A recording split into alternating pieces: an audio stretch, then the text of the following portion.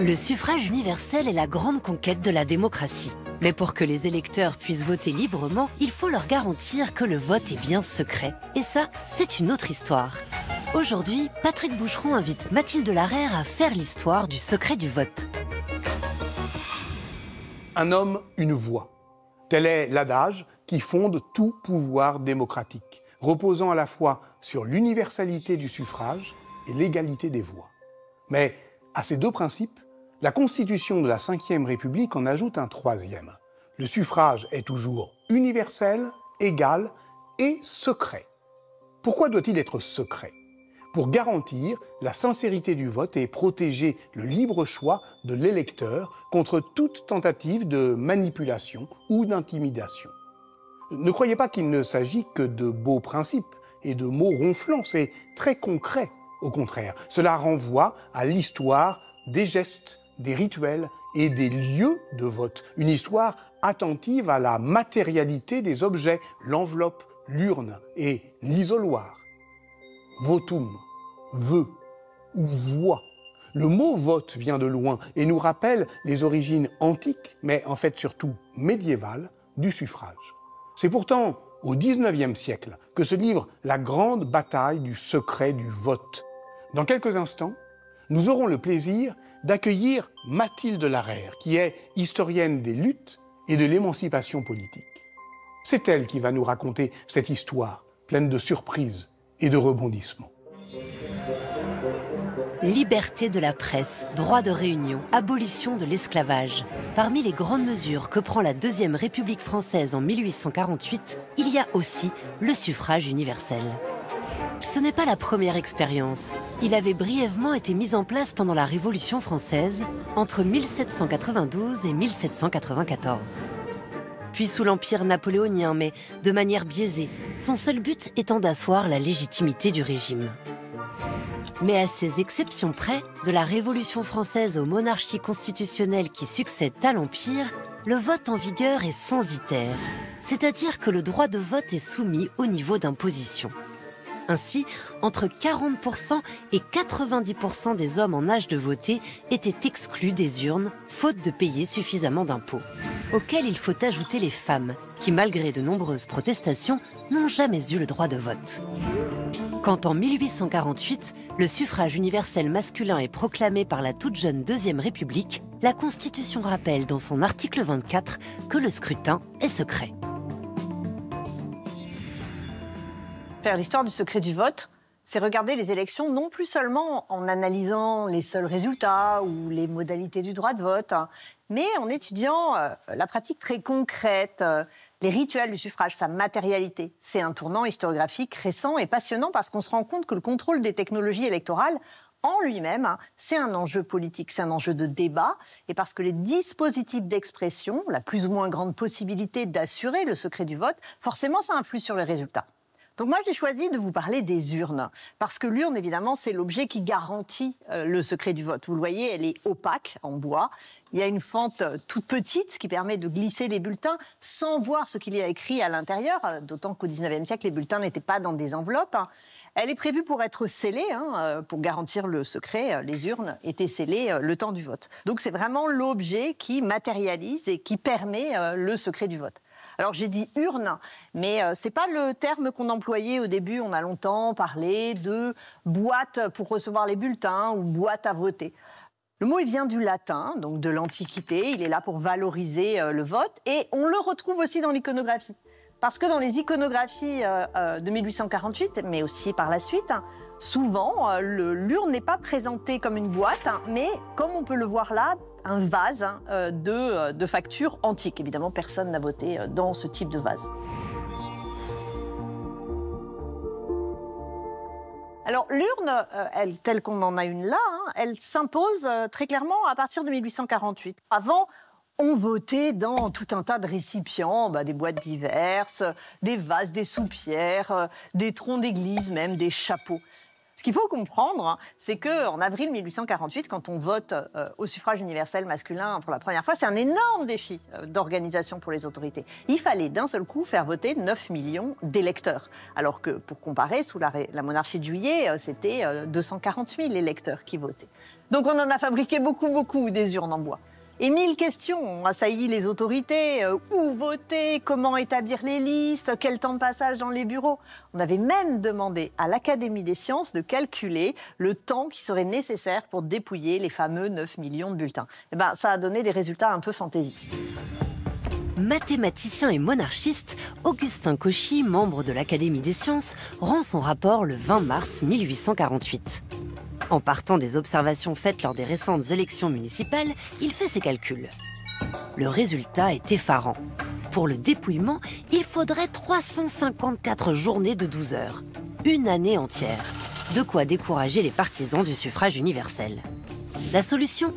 Démultiplier le nombre des scrutateurs qui participent au dépouillement. À Paris, le dépouillement ne durera que 3 jours. Mais comment s'est déroulé le vote? J'adore cette gravure de Marie-Cécile Goldsmith, qui représente le vote en 1848. Elle mêle allégorie et réalisme.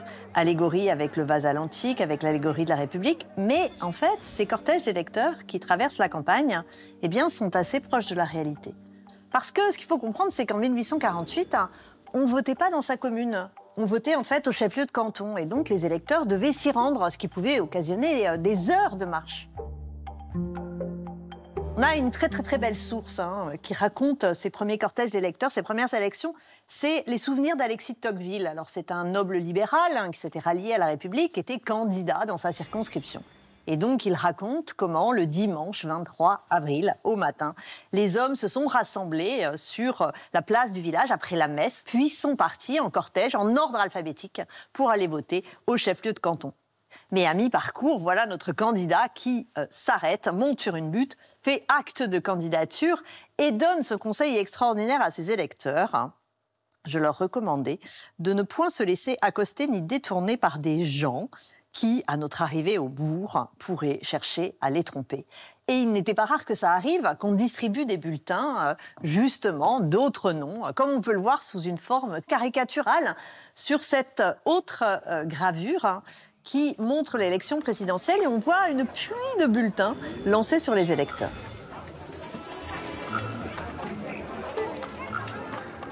Donc voilà, les électeurs arrivent au bureau de vote en groupe, mais c'est seul que l'électeur va se présenter face au bureau. Il a son fameux bulletin qu'il a plié dans sa poche, il arrive devant le bureau de vote où il ne va pas mettre lui-même le bulletin dans l'urne, mais il va donner son bulletin au président du bureau, qui, lui, va le déposer. Ce qui n'empêche pas le président de bureau de jeter un discret coup d'œil avant de le mettre dans l'urne. Et en fait, ces élections montrent des pratiques qui vont créer une pression sociale, un contrôle social sur les électeurs. Et ça va s'accentuer sous le Second Empire. Sous le Second Empire, il y a toujours du suffrage universel. Napoléon III l'a conservé, mais il ne le conserve pas du tout pour en faire un instrument de la démocratie, mais pour le détourner au service de sa propre légitimité. Napoléon III va pousser le contrôle social et la fraude à des limites jamais atteintes. Ainsi, par exemple, lors des plébiscites, seuls les bulletins oui étaient imprimés, ce qui obligeait à se signaler si on voulait voter non. Et comme chaque bulletin devait être transmis au président de salle, cela lui permettait facilement de l'invalider en le tachant d'encre, par exemple. Et même si le vote communautaire disparaît, plus besoin d'aller au chef-lieu de canton, on vote dans sa commune, les manipulations se multiplient. Listes électorales trafiquées, achat des votes, pression sur les électeurs, urnes à double fond. Les techniques de fraude sont légion et deviennent un véritable sport national. Au lieu de garantir le secret, les urnes masquent la fraude. Sous la Troisième République, pour maintenir, garantir le secret du vote, l'enjeu n'est plus l'urne, mais un nouvel objet, l'isoloir. L'isoloir, où l'on s'isole, où l'on met au secret son bulletin dans une enveloppe, où ensuite c'est l'électeur qui met l'enveloppe dans l'urne, c'est une pratique qui a déjà été expérimentée et développée dans d'autres pays. C'est le cas par exemple en Australie depuis 1857 et ensuite au Royaume-Uni, en Belgique, aux USA. Mais en France, non. Aussi, dès 1889, quelques députés français reposent la question du secret du vote à l'Assemblée et demandent qu'on développe l'isoloir. La plupart appartiennent à la gauche. S'ils veulent limiter la pression sur les électeurs, c'est pour des raisons démocratiques, mais aussi parce que ça les défavorisait dans les urnes. Et face à eux, ils vont trouver une majorité de notables, de tous bords politiques, mais qui ont tous en commun de devoir leur siège au Palais Bourbon, justement à l'absence de secret et à la pression sur les électeurs. Alors, pour empêcher qu'on installe l'isoloir, les députés vont faire assaut de mauvaise foi. Et la première chose qu'ils font, c'est de se moquer des électeurs, de les peindre comme des imbéciles incompétents. Alors, on les voit qui parlent des paysans qui auraient des mains calleuses, des doigts malhabiles, qui ne sauraient pas mettre des bulletins dans l'urne ou qui confondraient avec leur carte d'électeur. Quand ils ne se moquent pas de l'électeur, eh bien, ils vont se moquer de l'objet, de l'isoloir. Alors, ils le comparent à un confessionnal. Alors, dans une chambre à majorité anticléricale, ça porte. Quand on n'évoque pas tout simplement les cabinets d'aisance et toutes les maladies qui ne manqueraient pas de s'y transmettre. On pourra voir d'ailleurs que plus tard, dans les années 20, pour s'opposer aux revendications des femmes qui n'auront le droit de vote qu'en 1944, on affirme qu'elles vont confondre l'isoloir avec une cabine d'essayage. Donc, il a fallu 3 décennies de débat pour qu'enfin, en 1913, l'emporte la nécessité démocratique d'assurer le secret et la sincérité du vote. Donc le rituel qui est le nôtre, il n'est pas si ancien que ça. Les nouvelles pratiques s'enracinent dans notre vie citoyenne, parce qu'elles mettent en scène le secret du vote, mais pas seulement. À quoi tient la force de ce rituel ? Première apparition de l'isoloir sur les écrans, ce film date de 1913, l'année même de l'adoption des lois sur le secret du vote. Tourné pour les actualités cinématographiques françaises, il visait à former les électeurs au nouveau protocole. C'est désormais l'électeur qui met le bulletin dans l'urne. Après la Seconde Guerre mondiale, le candidat sacrifiant au rituel du vote, comme tout citoyen, devient l'image incontournable des soirées électorales. À voter.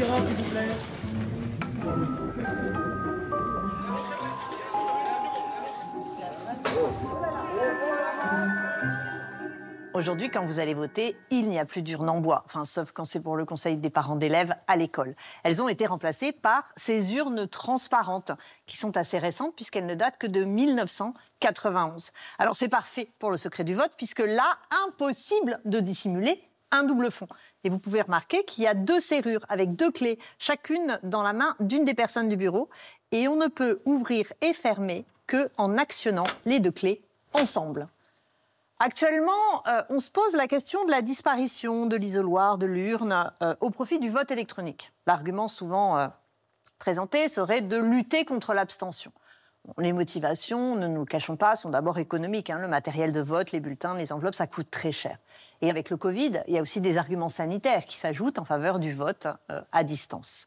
Ça pose un certain nombre d'autres problèmes et soulève des débats, la fracture numérique, la sécurité du scrutin. Et ce qu'on constate quand on regarde les élections par vote électronique, les élections professionnelles, c'est que loin de lutter contre l'abstention, ça a plutôt même tendance à la renforcer. Alors c'est pas la seule explication, mais ça montre que finalement, le rituel, il est peut-être important.